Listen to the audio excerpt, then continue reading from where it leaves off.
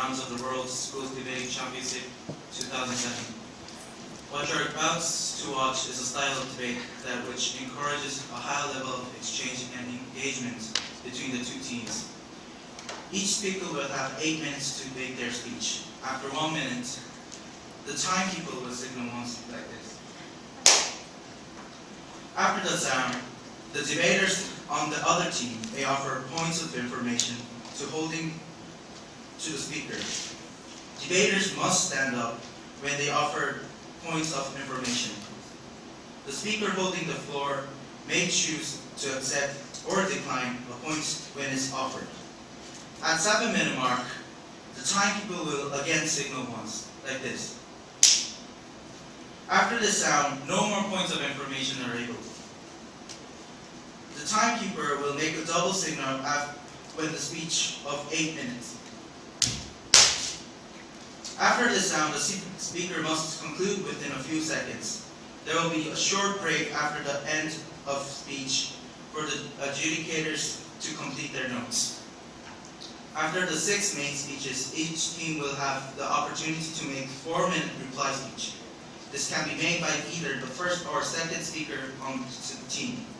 No points of information are allowed during the reply speeches. The opposition will make their reply speech first. Before the debate starts, the audience are reminded to switch off all mobile phones, pagers, and anything else which might disturb the debaters.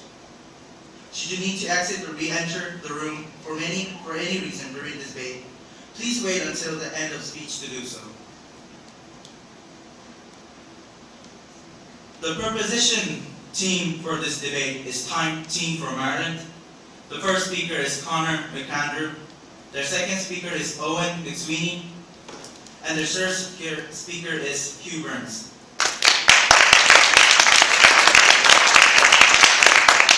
The opposition for this debate is team from Korea. The first speaker is So Hee Im. Their second speaker is Albert Hong. Their third speaker is Hun Ik Chang. The advocates for this debate are Ms. Tracy Lee from Canada, Ms. Pandit Podfra from Canada, and Mr. Mark Gabriel from Singapore. The motion of this debate is this House believes that we legalize all drugs. I now call upon the first speaker for the proposition to open the debate. Please welcome Conor McAndrew.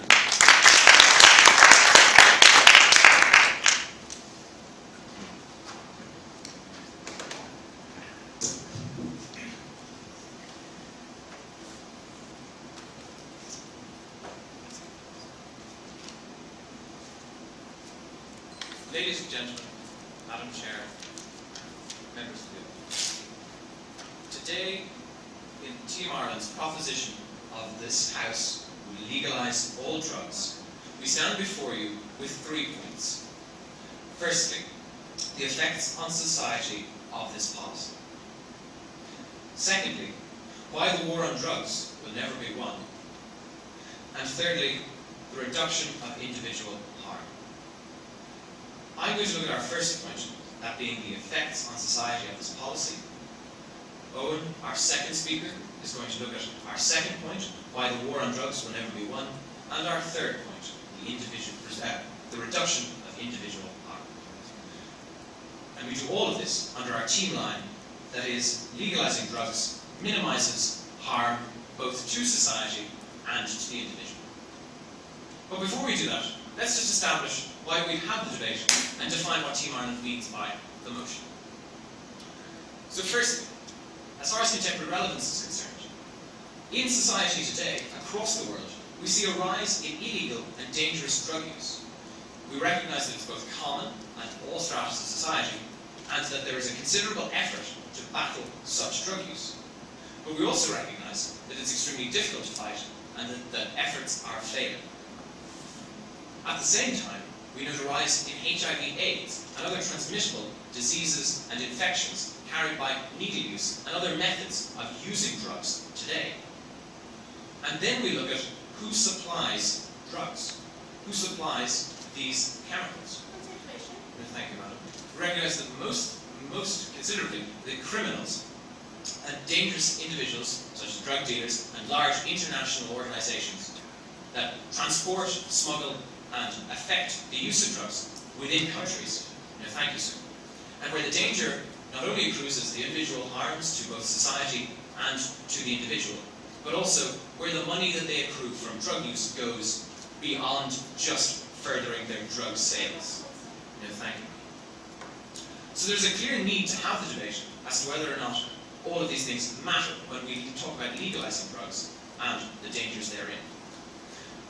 So as far as defining this motion is concerned, we look at that all of these drugs, thank you, all of the drugs that are going to be legalised, that are presently illegal, most notably heroin, cocaine, speed, weed, or heroin, hash, or whatever particular name you use for them, thank you, sir, they would be legalised.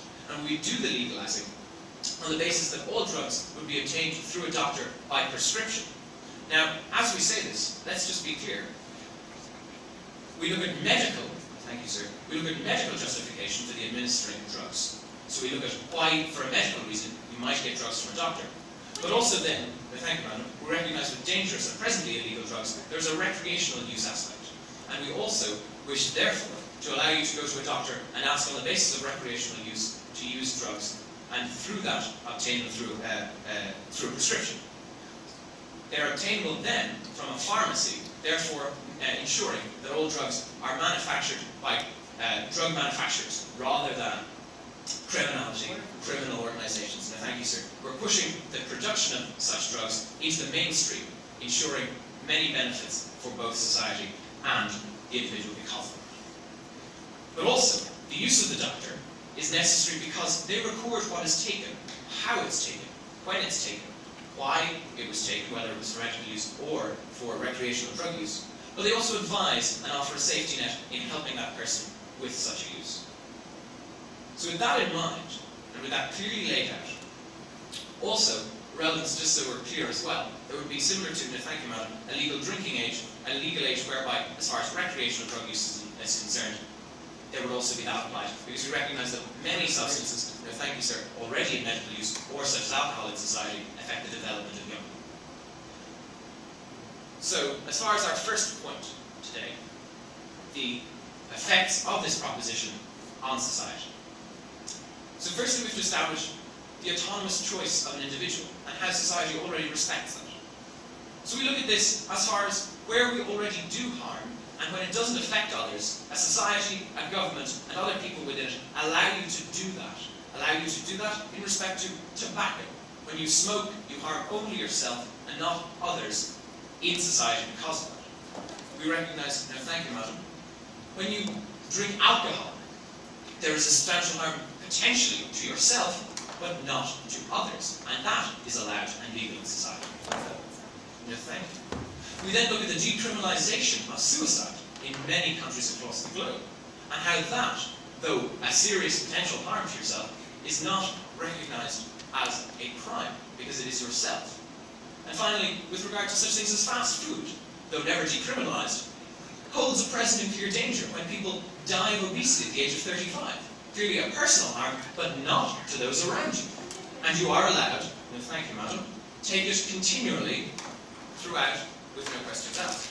So, when using this choice, when using the choice, the autonomous choice, we look at how this benefits society, and why you would choose these drugs, the institution of this policy, and what it means to do so. So firstly, we look at the elimination of criminality. We look at the crackdown on the spread of disease. We look at the elimination of dangerous additives, and finally, what the law currently forces you to do. And I will take it. Do you recognise that drugs such as speed and ecstasy harms people to the extent that they can't leave their normal life? Thank you, madam. But what we recognise with the proposition of this motion, and with the definition and model that we gave, is that there's someone looking at how it's done, when it's done, why it's done, and there's always somebody, in inverted commas, watching your back, because clearly that is the role of the doctor in this model. Thank you, madam. So, with this in mind, what does this do in cracking down on criminality? Well, firstly, the idea is that it prevents those who currently supply drugs from doing so in the future. Thank you. We'd offer proof for this. Firstly, during Prohibition in America, the mafia and the underworld in American crime in the 1930s was most considerably noted for its provision of alcohol to the masses. Who currently provides alcohol to people in the United States and across the globe? Is it the mafia, or is it indeed standardized public companies as is instituted in this model? Secondly, we look at terrorism and criminality across the world as far as the FARC group is concerned. 40% of Colombia is controlled by a rebel organization profiting solely on drug use being produced out of those mountains. And thirdly, the Tamil Tigers, a considerable group within Sri Lanka who profit increasingly on the use and sale of those drugs. Then we look at disease and the spread through needle use and the dangerous way in which people carry out drug use. And that also through the use of both safe drugs and through the use of programs within society automatically cracks down on the spread of disease. Furthermore, by using standardized pharmaceutical practice when providing such drugs, we also eliminate on harmful additives such as rat poison or whatever other additive you feel might harm you in the future. And then finally, we look at the law and what that forces people to do, i.e. it means that people have to use criminality to get drugs, and we prevent it.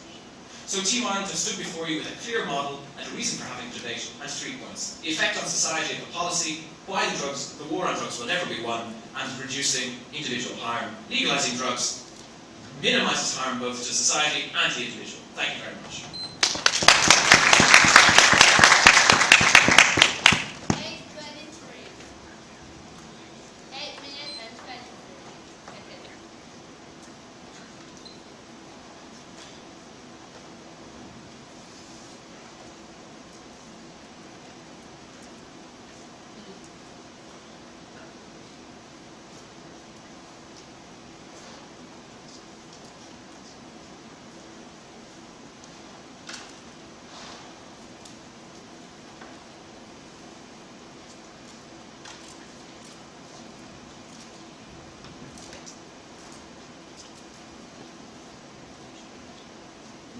I thank you, the first proposition speaker, to his speech. And now to open the case of the opposition, I call upon Sophie Im.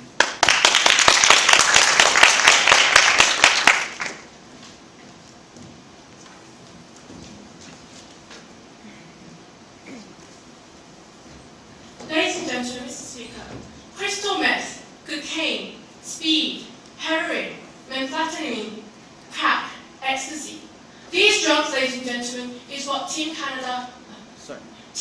Ireland, proposes to make legal. And we say, ladies and gentlemen, that they have a very naive perception of these drugs. Because it's not as if you can take drugs moderately through the prescription of a doctor in this case. It's not like you can suffer a hangover for the next morning and get over it. Because the substance itself is addictive and disrupts you mentally and physically to the extent that it can lead to death. And we say, ladies and gentlemen, the naive proposition doesn't really understand this point and therefore fails to propose. So, ladies and gentlemen, we on the opposition team is going to present our case as the following. I, as first speaker, will discuss the inherent harms of personal use of drugs. Then I'll move on to the government's role and responsibility of protecting its people. My excellent second speaker will move on to discuss the social impact of legalizing drugs. We as a team will prove to you that allowing the legalization of such a substance is unnecessary and socially damaging.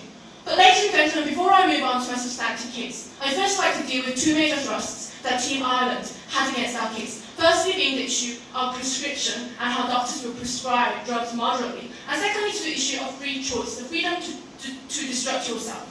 So firstly to the issue of doctors prescribing drugs. Now the fact of the matter is, this simply does not make any sense. If the drugs are going to prescribe drugs, so you can take drugs like speed and ecstasy healthily, then people aren't going to get the amount they want. The fact is, okay, you abuse drugs, you start abusing drugs, and the doctor denies to give you drugs. Then where are you going to go? You're going to go to the black market, ladies and gentlemen. So the issue of the black market and the Colombian rebels isn't going to be solved by the propositions model. Drug addicts, the problem of drug addicts is that they cannot be moderate. And that's the reason, that's the inherent natural substance of a drug addict itself. So them saying that drug addicts can be moderate, can follow a doctor, does not stand in any way whatsoever. But moving on to the second issue, about the freedom of choice. Now, he drew a parallel to tobacco and alcohol. But the fact of the matter is, tobacco and alcohol isn't as destructive as the use of drugs. No, thank you. Because in the way of speed and ecstasy and crystal meth, these things stop you from leading a normal life. You can't sustain a normal life, just a moment, when you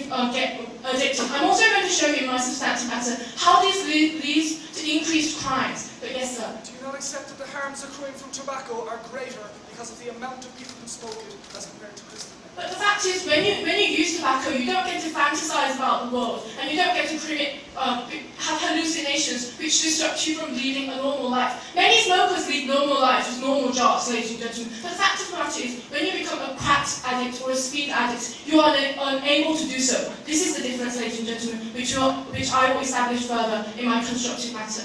But moving on to the positive side of today's debate, ladies and gentlemen, I'm going to address firstly how the harms of personal use. And I'm going to show you the real nature of drugs, ladies and gentlemen, which Team Ireland seems so positive about.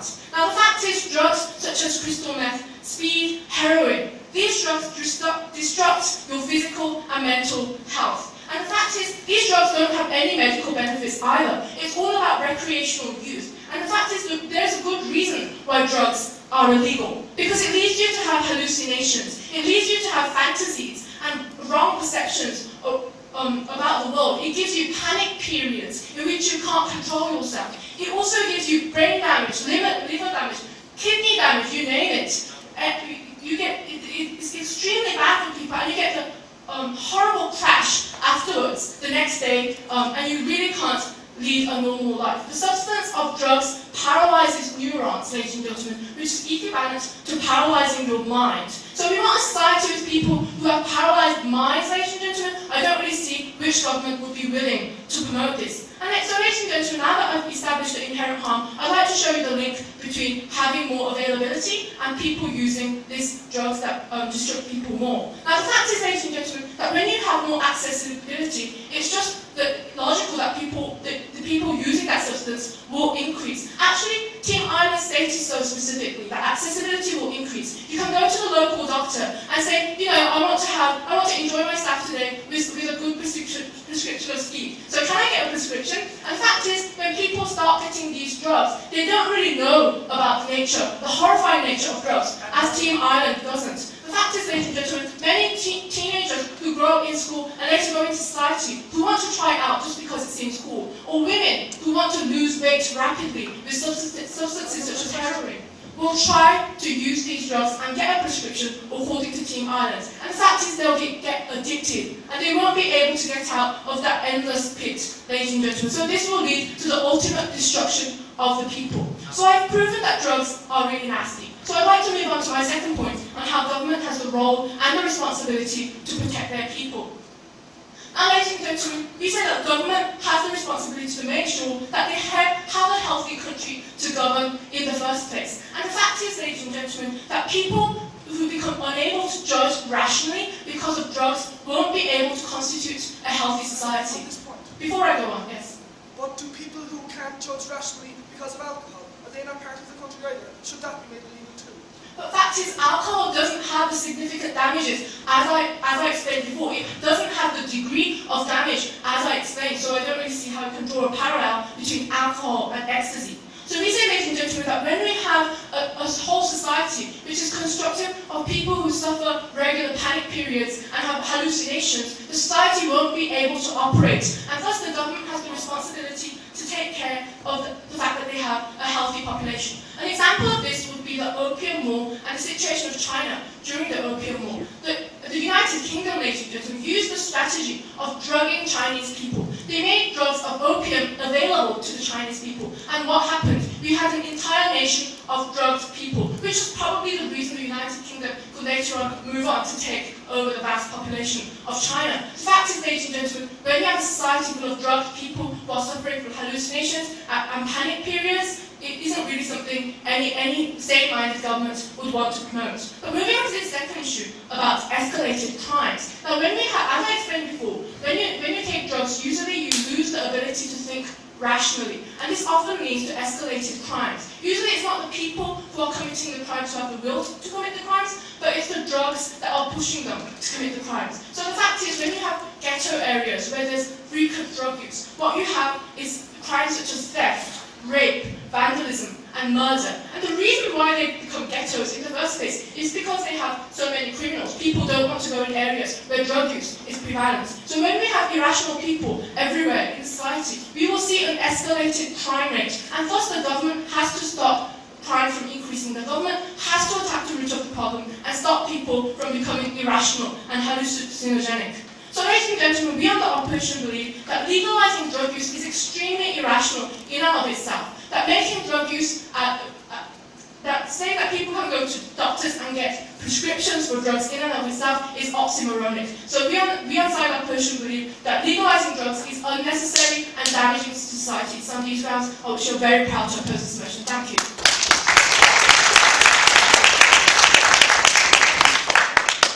8 minutes and 5 seconds.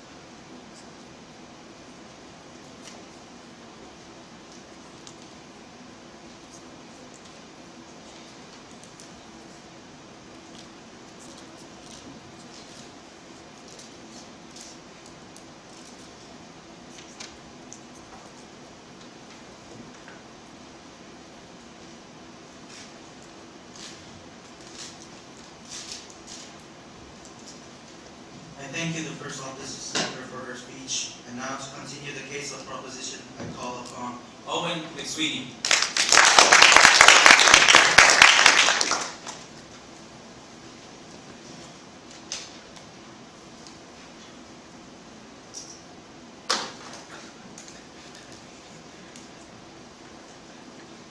Mr. Chairman, sir, distinguished adjudicators, fellow speakers, Team Ireland stand proudly in proposition of this motion based on our three main points and on our team line. Our first point is about the effects on society of this policy. This is a point Conor has dealt with in his speech. In my substantive matter, I am going to deal with our second point, why the war on drugs will never be won, and our third point, about reducing individual harm. And we do all of this proposing under the team line that legalising drugs minimises harm both to society and to the individual. But before I move on to Team Ireland's substantive matter, I'm going to look at 7 areas of refutation that I have with the Korean speaker. Firstly, as regards prescriptions. Secondly, as regards free choice. Thirdly, as regards drugs being illegal, brain damage and so forth. Fourthly, as regards more availability, meaning more use. Fifthly, as regards the government's role as regards to a healthy country. Sixth, is opium war. And seventh, the ghettos. Well, firstly, as regards prescriptions. Doctors don't have the ability to decline. We see in our model, this is clearly stated, it was a misrepresentation that doctors have the ability to decline. They merely have the ability to advise. And that's what we see their role as being. We see that a doctor will give more heroin to an addict than he will give to a first-time user. And that's the scope he has for prescription, but that he does not have the ability to decline, as was clearly stated by Conor in his first speech. No, thank you. Secondly, as regards free choice, tobacco will also destroy your life. Dying from lung cancer is just as bad as dying from crystal meth. And we see that tobacco also has the scope to destroy your life, and that Korea have made no distinction between that kind of harm and the harm accruing from something like another drug. Thirdly, as regards drugs being illegal, brain damage, liver damage, alcohol and so forth, paralysing your mind. Once again, Korea failed to draw a distinction. Why is alcohol any different from drugs which destroy your liver and destroy your brain? No thank you. Crystal meth destroys your liver, destroys your brain. Alcohol destroys your liver, destroys your brain. The state allows alcohol. Korea have not told us why there's a distinction as regards to drugs. Fourthly, as regards to more availability, meaning more use, that people don't know about the risks. Well, this is the very reason why Team Ireland have the doctors in place, in an advisory capacity, that people can know about the risks. And that there won't be kids going and trying out heroin and not understanding the risks, that the doctor will explain the risks, and if the kid still wants to do it, he'll be allowed. No, thank you. Assuming that kid is of legal age. Fifth regard, we're going to look at the idea that a government role and a healthy country, as you can't allow your country to become unhealthy. Well, we come from the country which has the second highest per capita intake of alcohol. Our country is not in a state. Our country is not in a bad way. We can have society where people damage themselves individually on their own free time and where society still functions. Ireland is perhaps an example of that, and that recreational use is still the main use. That is not going to be systematic. There is no country really where systematic alcohol use prevents the functioning of a society. There is situations where recreational use is prevalent, and we don't have a problem with that. And lastly, or not lastly, as regards the opium war, firstly, we say we're not fighting a war here, that there is no war involved. And as well as that, no thank you, that back in the opium war, the United Kingdom weren't so benevolent as to provide a doctor in an advisory capacity, and that we will do so. And as a result of that there will be education, and that people won't be forced into using opium because they just don't know about it. Seventh regard, no thank you, as regards ghettos, and the places, where there's all this crime, rape, vandalism, and criminals and so forth. The reason that happens is because drugs are illegal, and because the people providing drugs are criminals themselves. Criminality and drugs, that tie is severed under our proposition. Now you go to a pharmacy, and it's not going to be like there's going to be ghettos building up around pharmacies, because they're legal institutions, licensed institutions, and it's not going to be a criminal link. And the last thing I want to say about what we've had from Korea is a failure to deal with Team Ireland's analysis as regards crime and how we're tackling crime, and how criminality and farcavillas and so forth are key in this debate. No thank you. But now I'm going to move on to what is our second point, as regards the war of drugs never being won.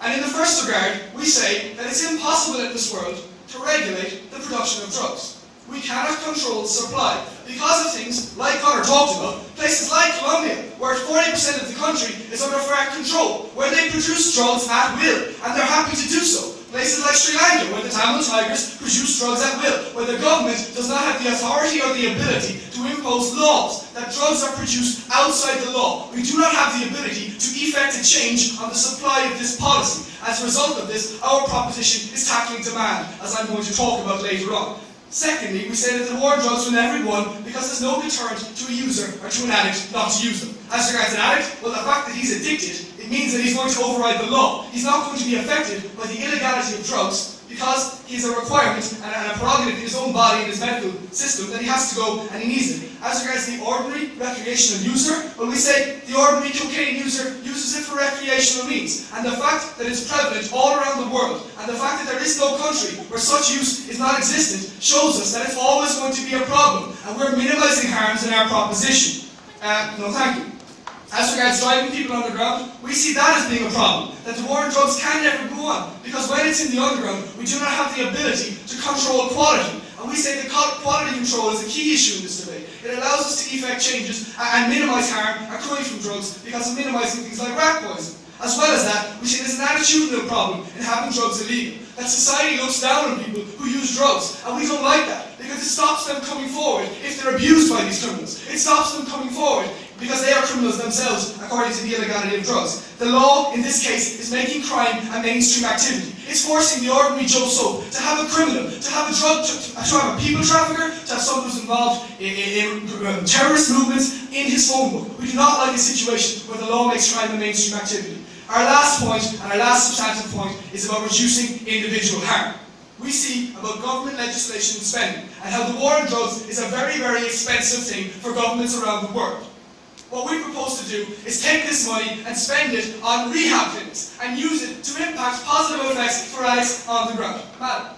So doctors, they give drugs to people and help them become drug addicts, and then you provide rehabilitation. How does this make sense? Madam, the doctor is not helping him become an addict. In his advisory capacity, he's going to minimise the potential for addiction. That's what we see in this proposition. As well as that, we see that there's an increased scope with increased spending on rehab. This is going to affect addicts on the ground. As it is, in Western world, there's 10 times as many people looking for rehab as there is getting it. We hope to change that with this proposition by taking away the costly expense of tackling the war, which can never be won, as I've already shown. As well as that, we look at doctors being in an advisory role where they can minimise harm, where they won't allow a lethal dose, where they'll only apply a dosage relative to the user. And we see doctors in a perfect position to do that. Lastly, we look at the law and how it's a moral compass shaping opinions, and how we change the negative societal attitudes that I already talked about. and we look at something where prostitution is legalized, prostitutes have the ability and some recourse to go to the police when they're abused. And we see that addicts are also going to have this recourse under our proposition. Team Ireland stand proudly before you in this debate because we're empowering addicts, doctors to reduce individual harm. What do we bring forward in our substantive matter? Well, we look at this proposition and we analyse it on the basis of 3 points. We look at the effects on society of this proposition. In my speech, I've looked at specifically why the war on drugs will never and can never be won. And thirdly, we're reducing individual harm. Legalising drugs minimises harms both to society and to the individual. We beg to propose.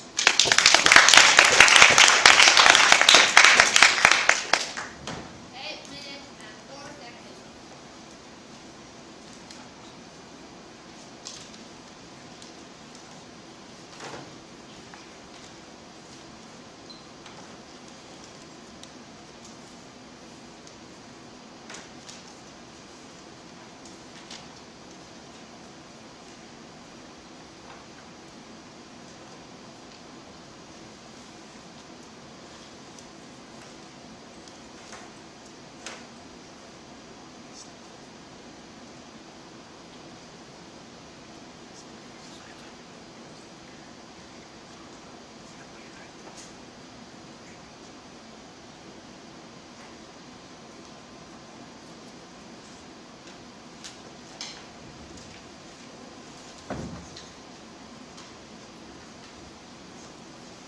I thank the second preposition speaker for his speech. And now to continue the case of opposition, I call upon our Tom.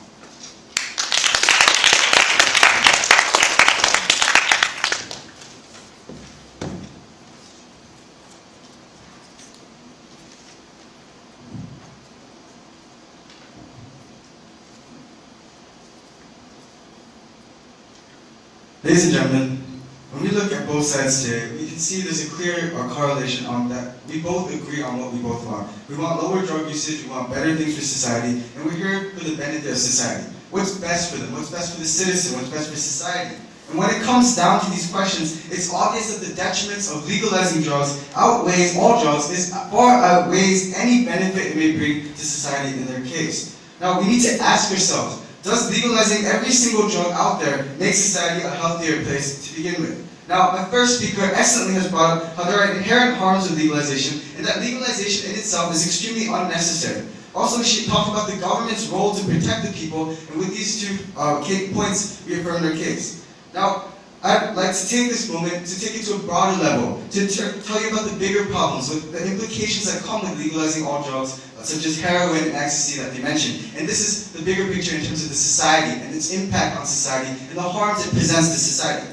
But before I go into that, I'd like to first question their entire case to begin with and provide a thorough rebuttal. Now, their case stance, I quote, is to minimize harm to people and society. But when I look at their case, what I see is, if you can't beat them, join them.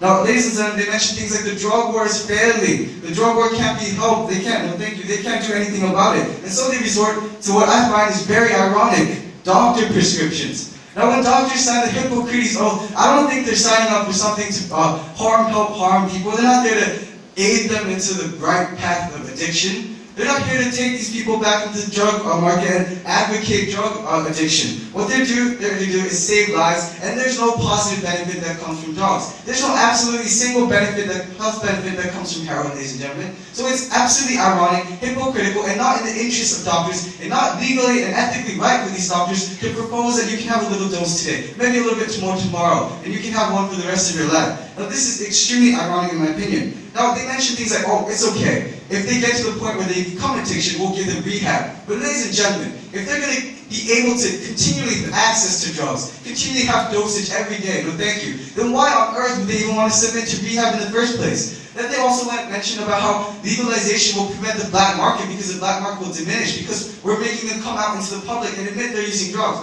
But ladies and gentlemen, are these people going to be satisfied with drug usage, these tiny little doses that doctors give? Eventually, demand increases, they're going to want more and more, and addiction works like this, no thank you. Addiction works like this, and you want more and more, and ultimately the black market's not going to die. In fact, it's going to flourish because now people get drugs in public and in private. So the market almost doubles in that regard. No thank you.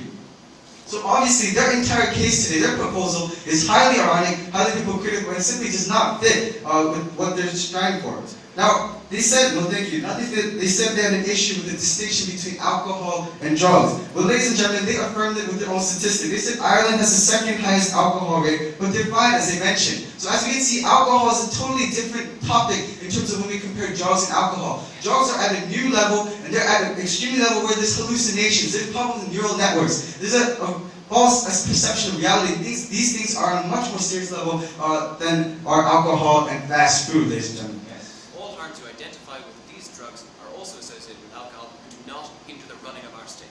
Ladies and gentlemen, the simple fact is what they're doing is they're not acknowledging the difference in severity of the effects. Drugs, you take it once, you're addicted. Drugs, you take it once, you immediately hallucinate in the first place. But look at alcohol. How many people here have drank alcohol in the past? I'm sure that adjudicates themselves and drink alcohol, but feel fine into it as well. Ladies and gentlemen, alcohol is not a parallel situation to drugs. For this reason, we've said that the parallel between alcohol and drugs is incomplete and thus falls in that regard. Now I'd like to move on to some of their points that they're bringing on. The effects on society, the freedom to choose, that it doesn't harm others, drugs don't harm others. And this is exactly my point, which I'll get into, how it harms society, ladies and gentlemen. They're taking a very shallow outlook when it comes to drugs. They're saying that because drug chemicals go into my body, it doesn't harm anyone else. But there's huge societal impacts, which I'll get into in my main argument.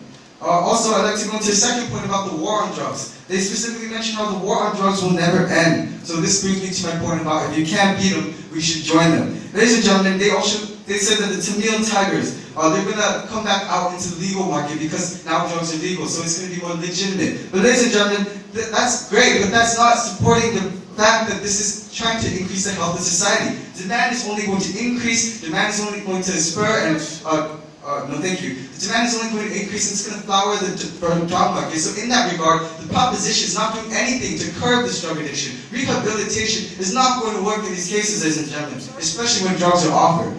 No, thank you. Now, what they assume is that if drugs are available, then, once again, the black market dies. And so, because we lose the fight, we're going to simply give up on them and actually offer them drugs so that we give them a slightly better dosage. But ladies and gentlemen, drugs don't work like that. There is no good dosage. There is no proper dosage. Drugs are ultimately harmful in every single dosage. And so, for that reason, we believe that point falls. So, thank you.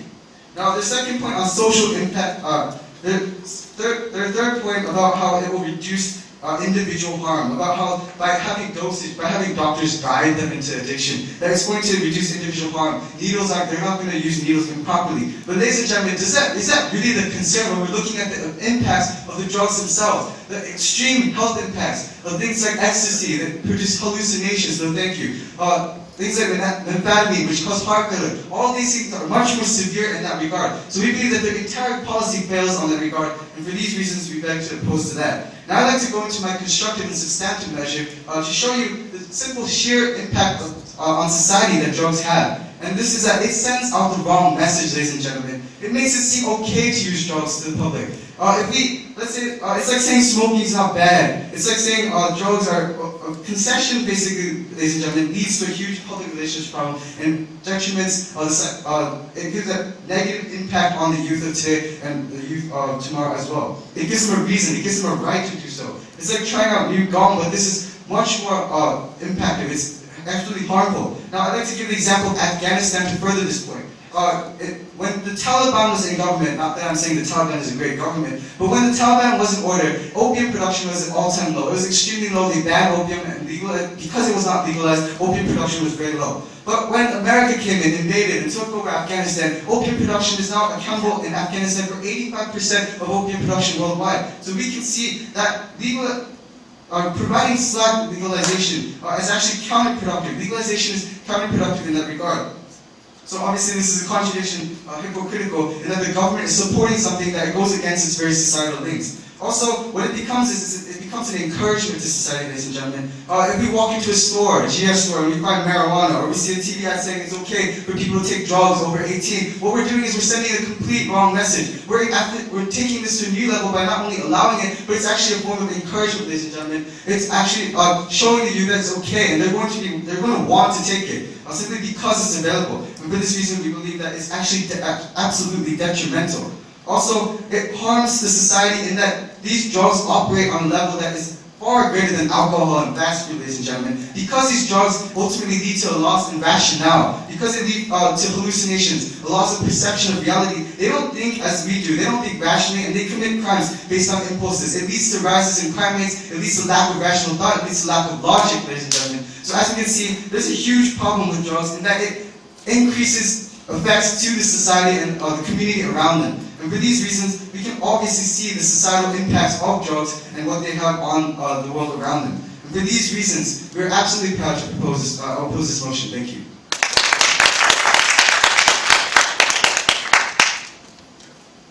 8 minutes and 18 seconds.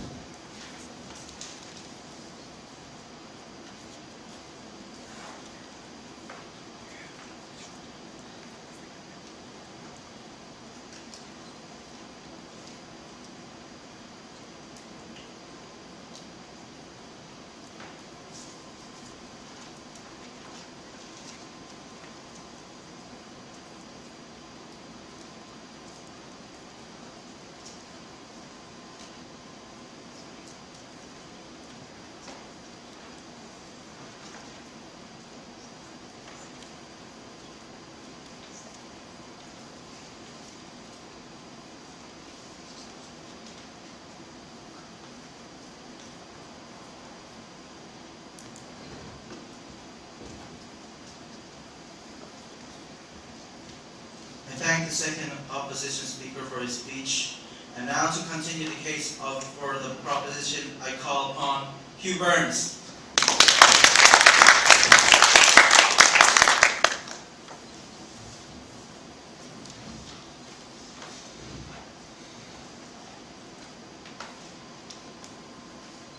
Thank you, Mr. Chairman, distinguished adjudicators, ladies and gentlemen.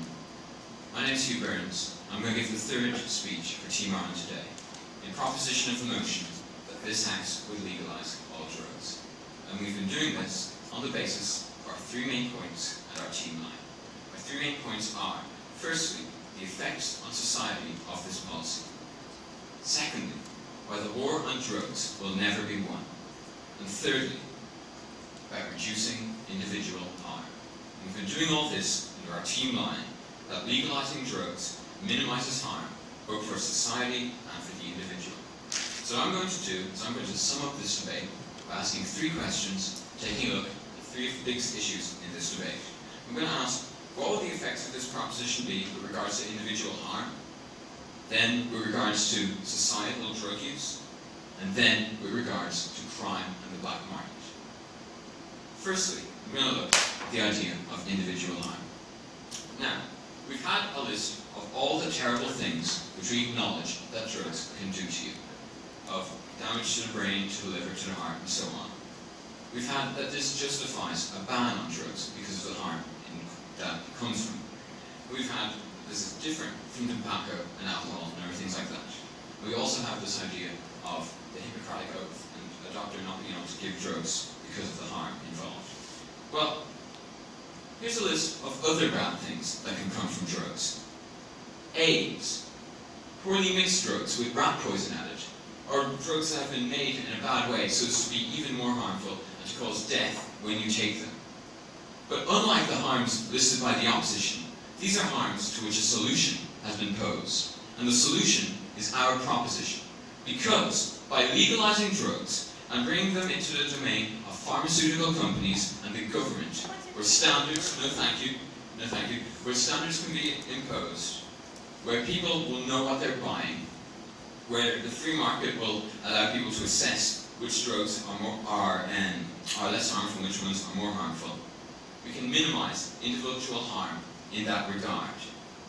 And the government and doctors can advise people as to what's likely to cause harm, unlike under the current system where you just go to a dealer who's unlikely to be a fountain of good advice. No thank you. So even if you operate only by the harm principle, we win here. But let's take a look at Korea's justification here, and the idea that you can ban drugs because there is some harm and you want to reduce harm to zero. Well, beyond the naivety of this, it just doesn't sync with laws that we already have. Now they've tried to put it to you that alcohol and smoking really aren't that bad. Well, ladies ladies and gentlemen, tell that to somebody who's dying in their 20s or 30s because of lung cancer. Tell them that their life hasn't been destroyed just as much as it would have been with heroin or whatever drug they're talking about. The fact is, take a look at dangerous activities like boxing, where 80% or 75% of people who have done 20 or more professional boxing rounds suffer from brain damage. Tell people suffering from serious brain damage that that's not a serious harm. The fact is, in society, we do allow people to make value judgments and to make choices, even if we believe it's a bad choice, even if it might incur harm. And as for the Hippocratic Oath, we believe it'll be okay for the Hippocratic Oath because we are minimizing harm for the user by giving them advice, by giving them safe drugs. So the Hippocratic Oath isn't an issue. Ladies and gentlemen, individual harm, no thank you, stands up on our side of the house. So what about societal drug use? Well, we have this idea of increased accessibility, and so increased drug use and society falling apart as a result. We have the idea of people making decisions without knowledge to take drugs. The idea of why would anyone go to rehab if drugs are available to them, and the idea of society sending out a message that drugs are okay. And we'll get these ideas now. Firstly, as regards accessibility. Well, actually, as has been acknowledged in our contemporary relevance and down the debate, there's a lot of accessibility of drugs as it is. Almost every country on Earth, in fact every country on Earth, is suffering from drug problems. And this is because if people really want to get a drug, someone will step in to provide it for them. Right now, it's criminals, it's gangs. It's not nice, but it is accessible. No thank you. So we don't expect a great increase in drug use as a result of this policy, because if people really want drugs, they can get them already by illegal means. As regards to people making decisions without knowledge, once again, that's a bigger problem under the status quo, because we're going to have a doctor telling you about the consequences of what you're doing and helping you with regards to knowledge. As for the question of why would anyone go for rehab when drugs are available, people don't go to rehab because they've run out of drugs. If they can't get drugs, they don't need rehab because they're not able to take drugs as it is. People go to rehab when they make a personal choice that they no longer want to take drugs. And this will be helped by our proposition because we can divert funds to treatment that are currently being spent on law enforcement. As to the question of societal message, we're not saying that drugs are good per se, but we're not saying that's a good choice. We're saying it's a choice that you can make. We're recognizing that as it is right now, there is a problem and one that isn't being solved by banning drugs. And to that end, we are legalizing drugs. Not so much to send a message that's okay, but to send a message that we want to deal with the problem in a sensible way through treatment and through advice, rather than through locking people up. So, ladies and gentlemen, on the point of societal drug use, once again, Team Ireland wins this debate. So now, regarding the effects on crime and the black market of this proposition. Now we have here that the black market will stay because people will be taking drugs because doctors will only be giving people drugs in small doses and they'll want more elsewhere. We have the idea that there's no such thing as a good dose, so there will be as a good dose of drugs, so there will be no incentive for people to go for drugs legally. And the example of Afghanistan from the previous speaker. Well, firstly, we say the black market will go away because unlike what the opposition have been saying, which is a misrepresentation of our case, the doctors will not be limiting people to only a very small dose of heroin. I'll take it. So if the doctors don't limit it, what's the point? If they can get all the drugs they want, how does this solve the problem? The point is, they can advise people, and they can make sure that they get clean, safe drugs, ladies and gentlemen. So the idea that there's no such thing, you're out of order, I think, and the idea that there's no such thing as a good dose of drugs simply isn't true. Or if it is true, at least there is such thing as a better dose of drugs, one that's safe, one that's clean, and one, thanks to pharmaceutical companies, that's cheap. And that's why people will be choosing the legal route, and that's why the black market won't be a problem. And as for the example of Afghanistan, well, that's totally irrelevant to this debate. Because, as you might have noticed, Afghanistan ain't your regular country. It's embroiled in a serious civil war, and you can't really use it as an example of what's going to happen elsewhere. So, ladies and gentlemen, the effects on crime of this proposition will be nothing but good. That is bad for crime. The effects of societal drug use will be good, and the the effects on individual harm will be good. Legalizing drugs minimises both harm for the society and for the individual. Thank you.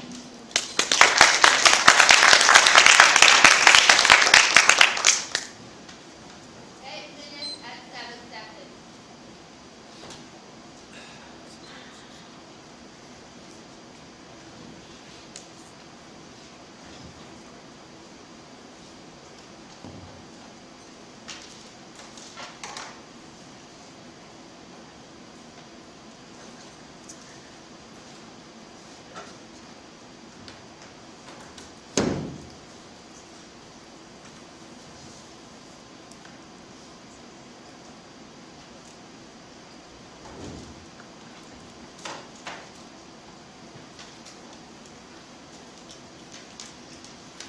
I thank the third proposition speaker for his speech, and now to continue the case for the opposition, I call upon Kunik Chan.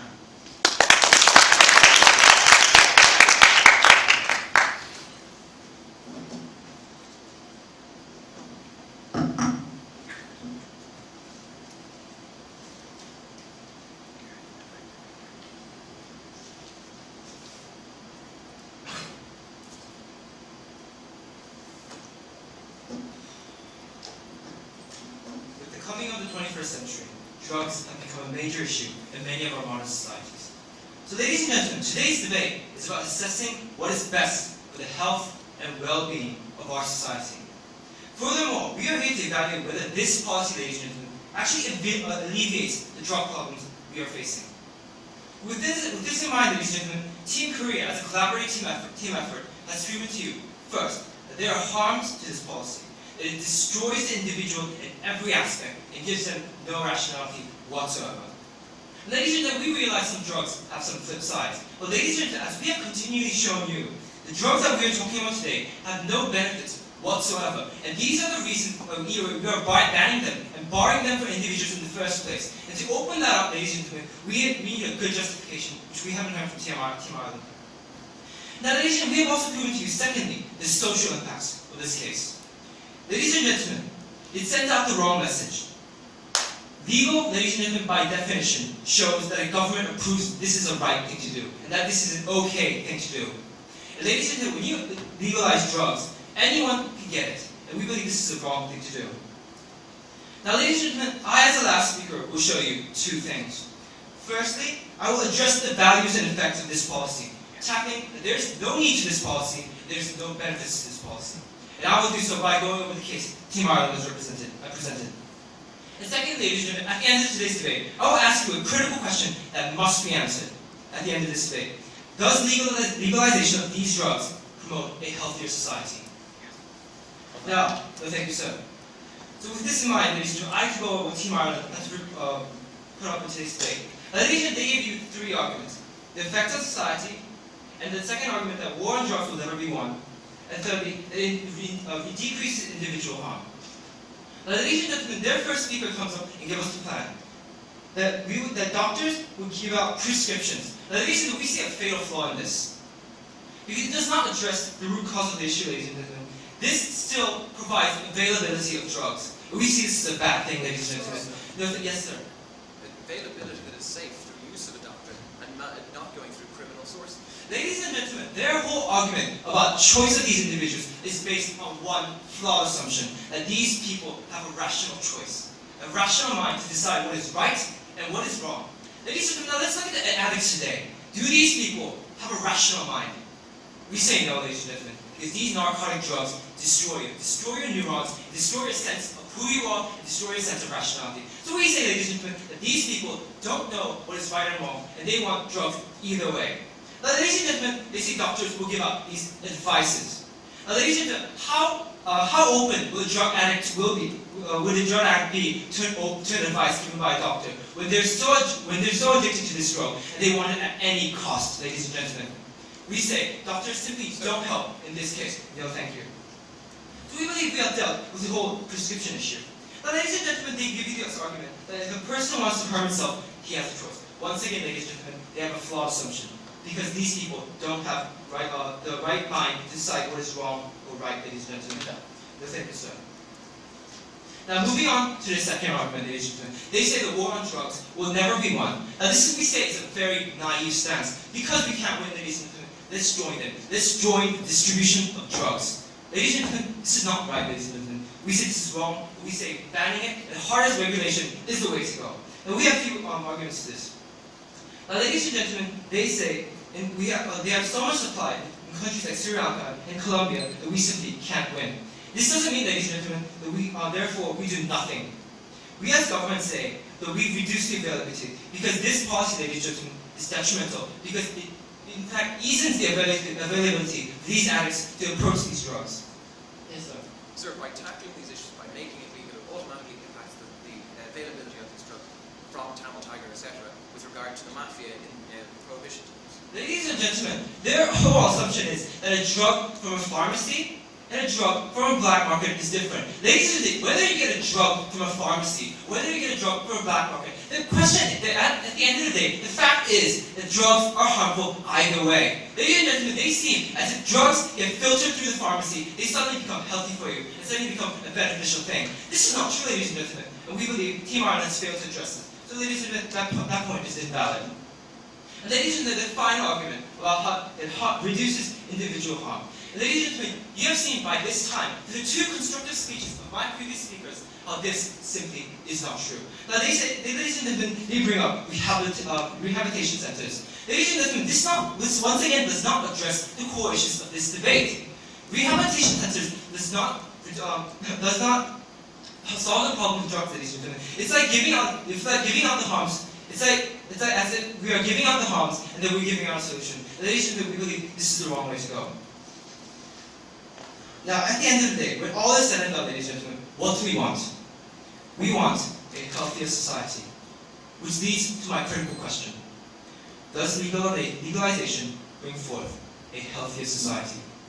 And ladies and gentlemen, we as Team Korea say this is absolutely not true.